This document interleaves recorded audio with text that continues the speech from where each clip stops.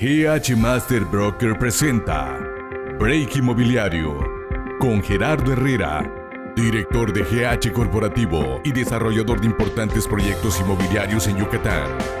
Hablemos de inversión. Bienvenidos a un programa más de Break Inmobiliario. Aquí tenemos la presencia hoy de un invitado de honor. Nos vestimos de manteles largos. El licenciado Roberto Freixon. Bienvenido, Roberto, ¿cómo estás? Bien, gracias a Dios. Muchísimas gracias por la invitación. Aquí pues es un placer compartir un ratito con ustedes a la orden. Muchas gracias. Pues bueno, le damos la bienvenida al abogado y también pues platicar y dar el agradecimiento también al equipo de GH Marketing Inmobiliario que están atrás de los controles, a Shail, Argenis y a Alejandro. Muchísimas gracias. Y pues, como siempre, les invitamos a seguir nuestras cuentas de Instagram en lo que viene siendo Break Inmobiliario y de GH Master Broker.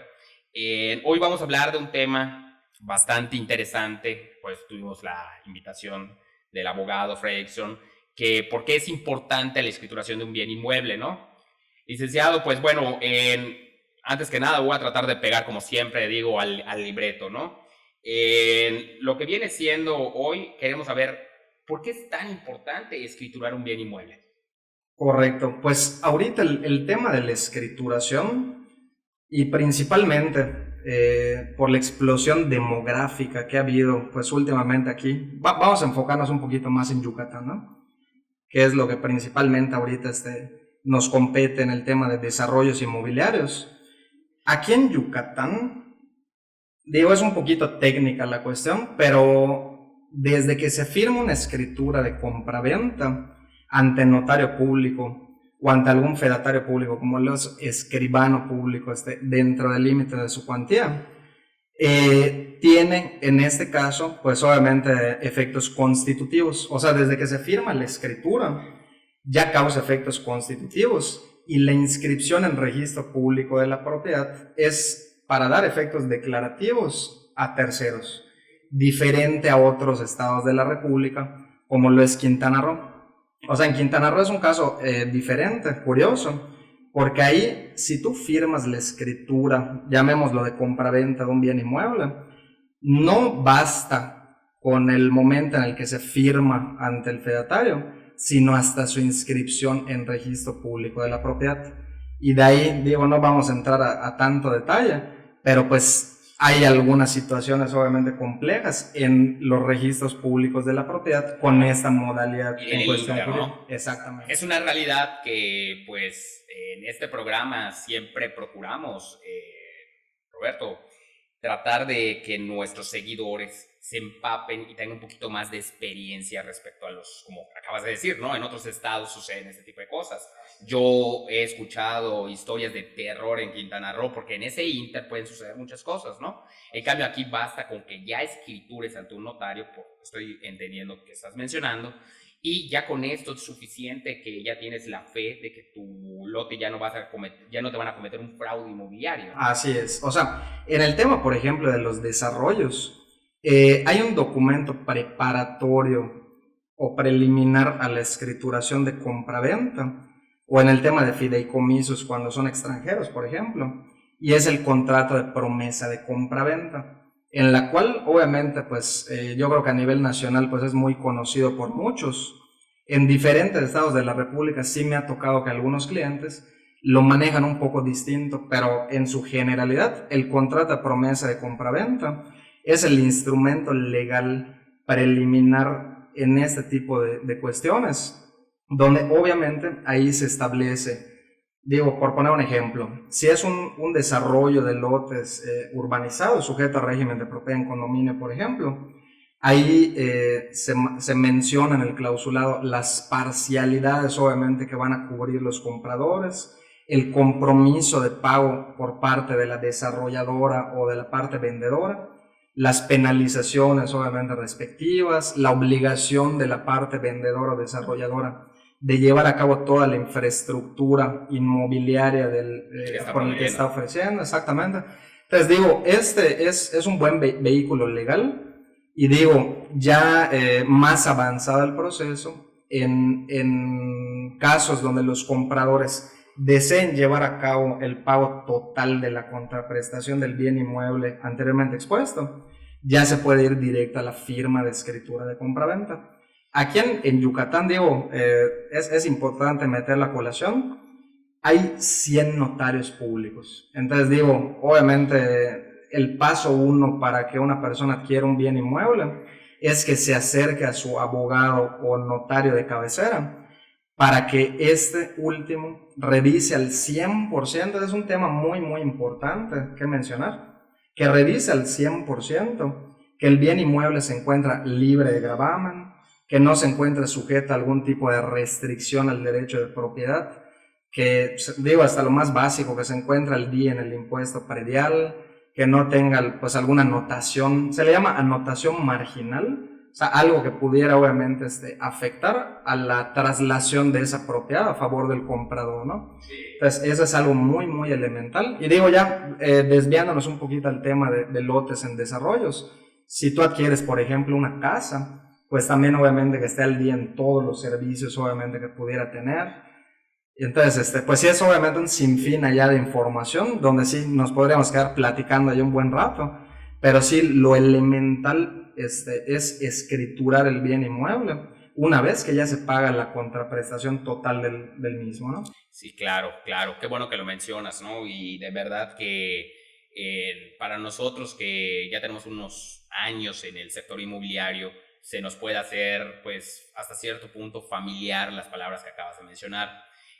Muchos de nuestros seguidores y de las personas que pues nos hacen el favor de escucharnos no tienen noción del ABC de lo que acabas de decir, ¿no? O sea, en la cual si yo lo pongo en escena, es el libro que antes, ahorita ya se pueden hacer protocolos abiertos, que antes no existía, que ahorita ya está todo en sistema, pero antes y hasta actualmente estas anotaciones que dice el licenciado Roberto son en marginal, como su nombre lo dicen al margen o a un costado, anotaciones, pueden haber un sinfín, ¿no? De gravamen que viene de un intestado, muchísimas cosas. Por eso el siempre asesorarse con muy buen abogado siempre es la mejor opción y la recomendación. O, en su caso, tratar con desarrolladores y con gente experta en la cual mucho pueden averiguar a través de internet. Eso da mucha certeza, gente que venga con experiencia, que hayan realizado en desarrollos antes y que se puedan palpar, se puedan ver, ¿no? Que es mucho lo que nosotros hemos tratado de dar línea, ¿no? Totalmente. Ahí es importante meter a colación, obviamente sin decir nombres en absoluto, pero ahorita aquí en Yucatán se ha dado un fenómeno al 100%, que sí es importante meterlo a colación, ¿no? Donde muchas supuestas, desarrolladoras o personas físicas o morales, llamémoslo así, han llevado a cabo la comercialización de muchos terrenos que en su gran mayoría siguen siendo ejidales. Entonces, ojo con eso. Así es. Entonces, ahorita es un tema muy polémico aquí en Yucatán, pero sin duda, ahí pues sí es obviamente, es muy importante hacer hincapié a los compradores que desean obviamente adquirir un bien inmueble, que tenga toda la certeza jurídica, empezando por ejemplo con un título de propiedad, que se pueda solicitar el día de mañana un certificado de libertad de gravamen. O sea, lamentablemente aquí en Yucatán y a nivel nacional hay muchas zonas, por ejemplo aquí en el estado, hay muchas zonas donde predomina por ejemplo los terrenos ejidales, los terrenos nacionales, el fondo legal, y hay diversas instituciones de regularización de estas zonas, como es aquí en Yucatán el Instituto de la Vivienda del Estado de Yucatán, la CORET, los mismos ayuntamientos, el registro agrario. Entonces, en cualquier tipo de estas situaciones que no es propiedad privada, honestamente al día de hoy es poner en riesgo tu capital. ¿Por qué? Yo, como se lo comento a los clientes, es como ir al casino y apostar. Puede pasar una regularización favorable el día de mañana o puede que no.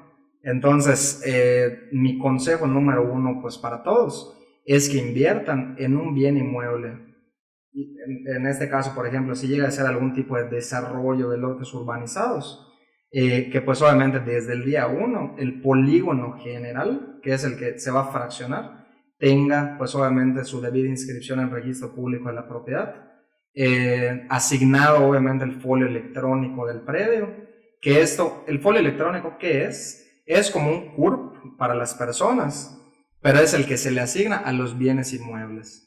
Entonces, un ejemplo, tú cuando fraccionas X cantidad de lotes, a cada uno la dirección de catastro respectiva le asigna el folio electrónico. Que viene la cédula. Exactamente, que viene la cédula y posteriormente, bueno, se expide el oficio de división o de régimen de propiedad en condominio, luego se inscribe en el registro público de la propiedad y ya una vez inscrito ya regresa otra vez a catastro para la manifestación y creación de todas las cédulas catastrales. Es algo muy interesante, obviamente un tema complejo técnico, pero a grandes rasgos de esa forma se establece. De verdad que qué herramienta tan importante estamos dando en este programa hoy en día, ¿no? Como le comentábamos desde el capítulo 1, desde el primer episodio, Roberto, le decíamos a todo lo que viene siendo los seguidores de nuestra audiencia, que son brokers, que son clientes, este programa está diseñado para que entre los invitados especiales como tú, un servidor, les demos herramientas a todos para que conozcan más de lo que viene siendo el sector inmobiliario aquí en Yucatán.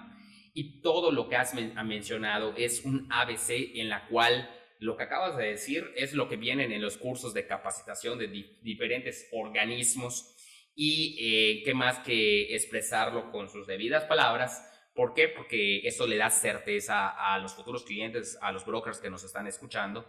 Y esa terminología de título de propiedad es la herramienta más certera para comprar. O sea, si yo fuera un cliente y fuera a invertir en los muchos desarrollos de lotes residenciales que existen en Yucatán, pues la recomendación de este programa y de un servidor, y creo que estoy hablando también por el abogado, es comprar terrenos con título de propiedad. Entonces, la analogía que acaba de ser de ir a un casino en Las Vegas y apostarle a algo es lo que está sucediendo con muchas personas que están vendiendo terrenos que, uno, no están regularizados, son ejidales, dos, te los venden obviamente muchísimo más baratos que un terreno en título de propiedad porque ya pasaron por todo ese proceso que acabas de mencionar, ¿no? Exactamente, así es. Y pues bueno, ¿qué tan caro puede escriturar un inmueble, ¿no? O sea, la realidad es que mucha gente se pega al librito de comentar si tú vas a comprar una casa, un departamento, un townhouse, te cuesta alrededor entre un 4 y un 5%. Es que en la realidad mucha gente no tiene el conocimiento en cómo se desglosa ese 4 o 5%, ¿no?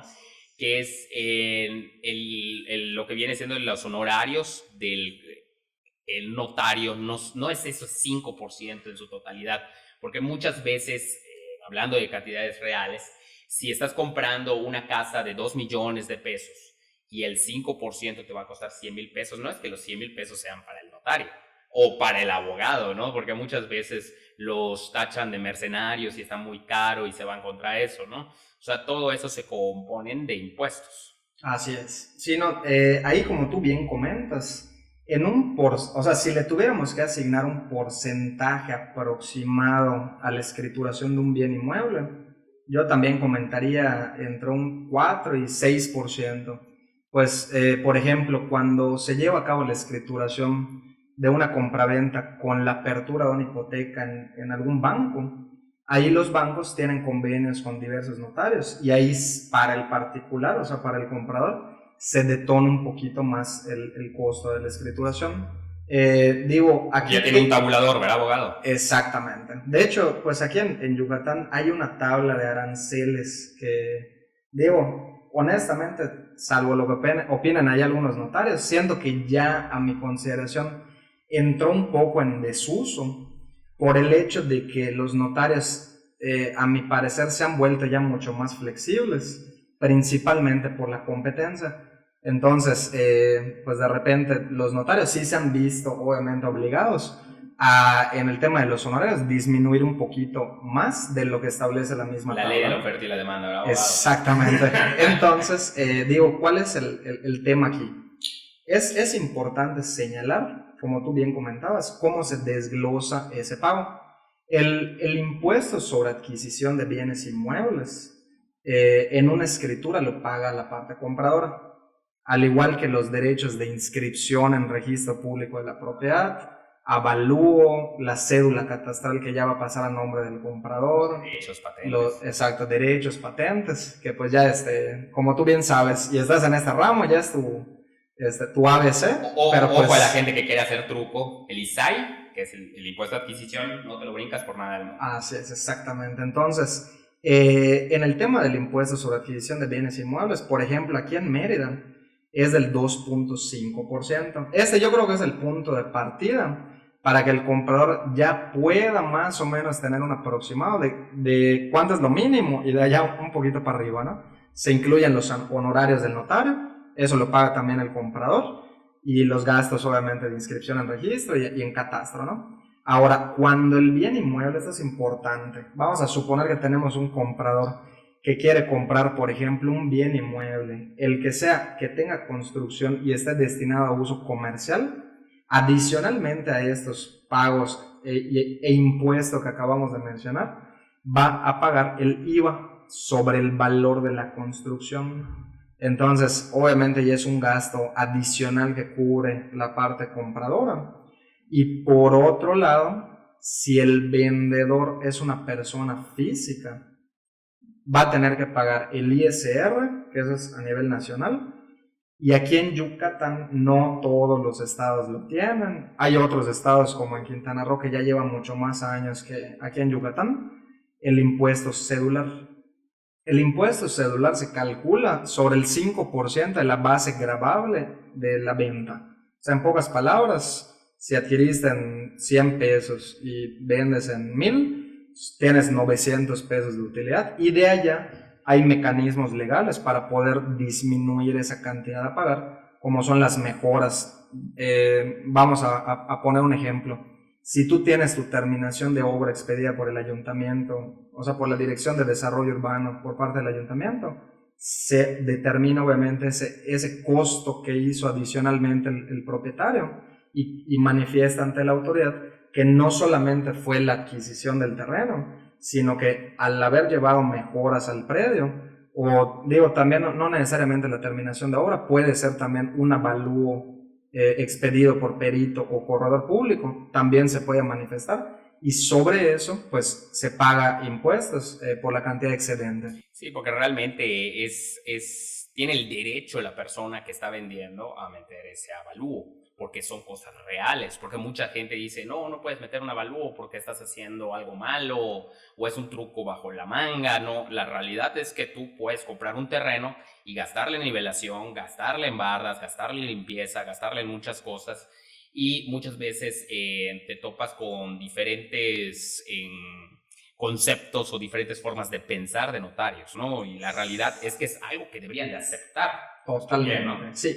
Ahí este punto, qué bueno que lo comentas, porque digo, trabajamos nosotros con varios notarios y digo, pues obviamente queda a criterio del notario aceptar esa estrategia legal, pero ¿qué es lo que ha pasado? Es ese criterio en el que se ha visto un poco frenada la situación de la accesibilidad por parte de los notarios, es por el hecho de que lamentablemente ha habido muchos, llamémoslo, estrategas fiscales y legales que de mala fe o de manera incorrecta simplemente meten facturas que consiguen para matar prácticamente esos impuestos a pagar.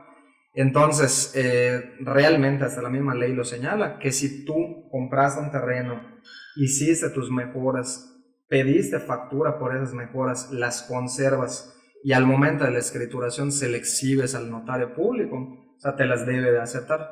Digo, aquí el tema por el que los notarios se ponen un poquito especiales, y también pues les doy en cierta parte la razón, es por el hecho de que ellos son obligados solidarios en el pago de esos impuestos. Entonces, si llega a haber obviamente algún requerimiento fuerte por parte de las autoridades, y se detecta pues alguna situación obviamente fuera del marco legal, pues ellos asumen obviamente una responsabilidad solidaria con el contribuyente, ¿no? Es correcto, es correcto.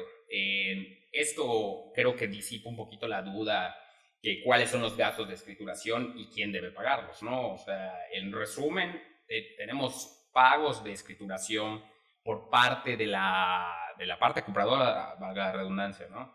Y impuestos por la parte vendedora, ¿no? Los impuestos de la parte vendedora, como dijo el abogado, es el ISR y en nuestro estado el impuesto cedular, y por la parte compradora tenemos los impuestos del impuesto de adquisición, el ISAI, las patentes y los honorarios. Ojo, muchas veces muchos brokers o mucha gente sigue la tablita rajatabla de entre un 4 y un 6%. Existen patentes, existen oficios, existen cosas que no cuesta lo mismo en el catastro de Mérida y en el catastro de Junucmá. Entonces, mucha gente que compra un lote de 200,000 pesos cree que su escritura a fuerza tiene que costar 10,000 pesos. Y muchas veces, cuando ven que cuesta 16,000 pesos o 15,000 pesos, pues lógicamente se altera la parte compradora y dice, oye, me está cobrando de más. Y la realidad es que no es que te estén cobrando de más, y no es, vuelvo a lo mismo, no son los honorarios, no es para el abogado, para el notario, sino son los costos administrativos de escriturar un lote. Así es. Sí, de hecho, en la misma escritura, ya una vez que se le entrega, se le llama testimonio de la escritura de compraventa, ya una vez que se le entrega a los compradores, ahí, aparte del contenido de la misma escritura, van anexas, entre otras cosas, todos los pagos que se realizan en las cajas de Hacienda, al municipio, o sea, todo está al 100% documentado y amparado, pues obviamente para que el comprador corrobore que efectivamente los conceptos que se desglosan son los que se pagaron a las autoridades, ¿no? El resumen de la operación. Exactamente. Y como tú bien comentas, aquí en Mérida, por ejemplo, es 2.5% el ISAI. En el municipio de Progreso es 3%. Hay municipios como Telchac Puerto, que es 4%. Imagínense. Entonces, si nos apegamos con el 4%, solo son de impuestos. Exacto. O sea, si al cliente, por ejemplo, en una venta de un terreno de Telchac Puerto, le decimos que le vamos a cobrar el 5% de escritura, pues ya prácticamente un 4% se va a un solo impuesto. Y el otro más 1% honorario. son patentes. Exacto. Entonces, aquí obviamente sí. No creo que exista alguna notaría que trabaje gratis, ¿no? Totalmente. Así es. Entonces digo, este es un tema como que muy específico. Y obviamente a mí, por ejemplo, cuando clientes me piden un presupuesto y me piden un aproximado, trato de no dárselos hasta que ya obviamente yo tenga al menos la cédula catastral, saber el precio de la operación del bien inmueble, copia de la escritura del bien inmueble, digo, para estar documentado. Claro, es lo más profesional, Roberto, porque dar números al aire, luego te comprometes a algo que no vas a poder cumplir. Exacto. Y aquí también es importante señalar, muy importante, en el tema de casa-habitación, cuando una persona va a vender una casa, pues ya, obviamente, como tú ya muy bien lo sabes, pero es importante señalarlo. El propietario de una casa, habitación, puede exentar esos dos impuestos que le corresponden, o sea, el ISR y el impuesto cedular. Lo establece la ley del ISR, en la cual si tú como propietario te encuentras destinado a ese bien inmueble que quieres vender como uso casa-habitación, puedes exentarlo. Pero hay un tope, hasta 700,000 UDIs, que más o menos son como 4,700,000 pesos, redondeando, al día de hoy. Entonces, ¿cómo puedes tú exentar esos dos impuestos? No basta nada más con que lo quieras manifestar, sino que allá la misma ley del ISR te enlista con qué documentos tú puedes exentarlo. Si tu INE, por ejemplo, coincide con ese bien inmueble que se enajena, o sea, que se vende, con el INE lo puedes exentar, o con un estado de cuenta bancario, o con un comprobante de energía eléctrica debidamente facturado, o recibo de teléfono. Entonces, si se cumple con alguno de estos requisitos, con eso tú ya exentas y tienes de 3 años a la nueva venta que vayas a realizar para tener ese estímulo fiscal que establece. Esos son con casas. Exacto, es con casas, así es. Hay también departamentos, sí, townhouses. Sí, cualquier bien inmueble que se encuentre destinado a casa-habitación. Y cuando una persona moral vende, el notario público, al momento de llevar a cabo la escritura, se libera de retener dichos impuestos a la persona moral, porque la persona moral acumula ingresos en su contabilidad y ya directamente con su contador realiza esos pagos respectivos. Sí, son dos casos completamente diferentes ahora que lo estás mencionando. Uno es para la persona física que vende y otro es para la persona moral que vende. La persona física puede exentar, en resumen, con lo que viene siendo la documentación que acaba de mencionar el abogado, más ya aceptan lo que viene siendo los estados de cuenta bancarios también. Y lo que viene siendo, mucha gente no lo sabe, el recibo de luz ya tienes que presentarle al notario la colita del CDFI, ¿no? O sea, no es basta nada más con el papelito que te llega en tu casa, sino que tienes que descargar el comprobante fiscal, ¿no? Es decir la información lo más completa posible por parte del abogado y un servidor para que a ustedes les sirva esta información, porque muchas veces nos perdemos y por la falta de profesionalización en lo que es el medio y que como que no quieren, lo voy a decir vulgarmente, no quieren soltar sopa de esta información para que estén bien capacitados todas las gentes que están vendiendo, que hoy en día, Roberto, ¿cuánta gente no vende casas, terrenos, inmuebles, ¿no? O sea, creo que todo el mundo lo hace, ¿no? Entonces, eso es lo que queremos facilitarles en este programa, darles esa información, que es una información bastante completa. Y la ley es retroactiva. Es decir, que si tú vendiste en el 2021 una propiedad, tienes hasta el 2024 y ya no puedes vender una propiedad para exentar el impuesto del ISR, ¿no? Exactamente, así es. Un poquito, porque mucha gente dice, oye, yo lo vendí en el 2019 y vuelven a querer exentar en el 2021. Totalmente. Se están vendiendo en un fraude fiscal. Sí, no, en este caso, como tú bien comentas, tengo de repente clientes que tienen, por ejemplo, 2 propiedades. Una de alta cuantía, que quieren vendernos en 5 meses, y otra de menor cuantía que ya quieren vender ahorita. Entonces, aquí es importante obviamente que ellos pongan en balanza el hecho de que si planean venderla de alta cuantía después, que mejor paguen impuestos por esta primera de menor. Exacto. Y ya se vayan por la siguiente, ¿no? Sí, un servidor así lo ha realizado, y de verdad es que si la ley nos permite exentar ese ISR hasta, son 3.800.000. 4.700.000, son 700.000 UDIs. El UDI va cambiando diario, pero en promedio. Y ya está subiendo. El año pasado era muchísimo menos y obviamente hoy en día puedes exentar hasta 4.700.000. Es decir, que si tú vendes una casa de 6 millones de pesos, tienes que pagar el impuesto referente a 1.300.000, ¿no? O sea, estoy dejando lo más claro posible. Sobre el excedente, exactamente. Perfecto. ¿Y cuánto tarda el proceso de escrituración? Ese es un tema muy importante, abogado. Así es. Todo el mundo cree que con que te dieron tu copia simple de escrituración el día que viste a tu notario, así es, no lo vuelves a ver y tus escrituras reales no son esas. Totalmente, así es. O sea, el tiempo de escrituración, vamos a suponer que hoy un cliente nos solicita y nos entrega, eso es importante, que el cliente nos entregue toda la documentación, generales, pagos, etc., para poder elaborar el proyecto de la escritura. Digo, hay 100 notarías aquí en Yucatán, pero en promedio son de 3-4 días hábiles a 10. Depende también de la carga de trabajo que tengan los notarios. Como toda la viña del señor, ¿verdad, abogado? Así es. Obviamente a todos les urge ya firmar lo antes posible. Eso yo creo que a todos los abogados que nos escuchen coinciden conmigo. Y ya depende del tipo de escritura, es el tiempo en el que ya debe de estar disponible la inscripción en registro público de la propiedad. Aterrizando, por ejemplo, en el tema de las ventas, de las compraventas, una vez firmado, tiempo más, tiempo menos. Obviamente ahorita el tema COVID complica un poquito, pero aproximadamente son 3 meses. Hay algunas notarías que dicen, no, ven en 6 meses por tu escritura. Hay unas un poquito que están más descargadas de trabajo. Digo, allá varía, depende de la... Sí, y yo siento que no es algo que o esté mal la notaría o lo está haciendo con dolo, simplemente quieren cumplir con tiempos. ¿Qué pasa? Que si tú dices, ven por tus escrituras originales ya inscritas en el registro público de la propiedad y resulta que llegaste en 3 meses porque te lo dijo tu notario y no están listas, pues obviamente causan una molestia. Entonces uno se cura en salud y te dice, ven en 6 meses porque ya es un hecho, ¿no? Exactamente. Es correcto. Sí, no, definitivamente. Acá es importantísimo que en las escrituras de compraventa el notario público previo al día de la firma, envíe un aviso preventivo al registro público de la propiedad,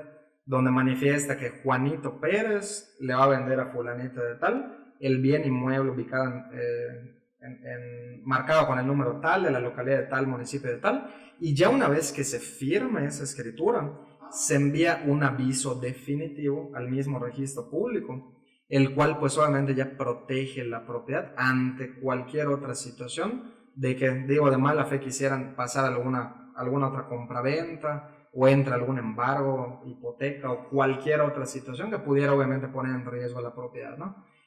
Tal vez ya esté mal, pero ese aviso definitivo son 90 días hábiles que protege la propiedad al 100% en lo que ya se documenta la escritura y se manda a inscripción al registro público de la propiedad. Sí, o sea, en todos estos temas que son temas súper interesantes, las preguntas que reunieron el grupo de GH Marketing Inmobiliario, la realidad es que si nosotros nos adentramos, existen muchos temas que sacar y escarbar, ¿no? Porque en el siguiente tema me preguntan o sugieren, si yo escrituro un terreno, Roberto, y después construyo sobre esta propiedad, ¿debo volver a escriturar? O sea, es como que una pregunta que realiza mucha gente. Correcto. Sí, obviamente ya, como tú bien sabes, ya una vez que tú, por ejemplo, escrituras la compraventa de un lote, llamémoslo así, de un lote a tu favor, obviamente desde el día 1 ese terreno pues no tiene nada de construcción.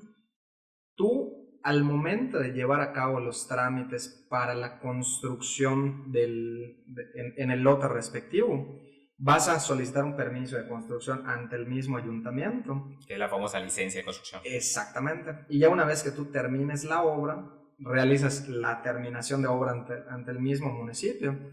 Y en la dirección de catastro del mismo municipio se tiene que realizar la actualización de la cédula catastral, donde ahí va a manifestar la nueva superficie de construcción y a la par de la misma cédula te deben de entregar el plano catastral respectivo con las mejoras, así le llaman los topógrafos y la misma dirección de catastro, tu plano de mejoras, en donde ahí ya se va a apreciar al 100% la superficie de construcción que tú tienes y qué tipo de calidades tiene la misma construcción. Si tiene algún volado, si tiene láminas, si tiene todo.